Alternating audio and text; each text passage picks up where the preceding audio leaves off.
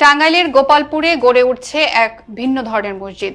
201 গম্বুজ বিশিষ্ট একটি বিশাল ধর্মীয় স্থাপনা, যা শুধু বাংলাদেশ নয় গোটা বিশ্বের নজর কেড়েছে।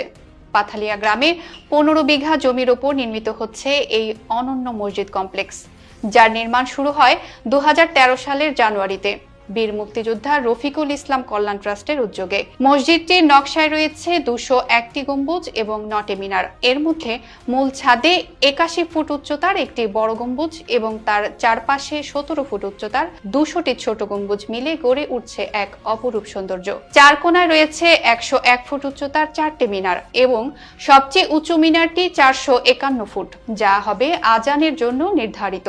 এটি বিশ্বের দ্বিতীয় সর্বোচ্চ মিনার হিসেবে স্বীকৃত হতে যাচ্ছে।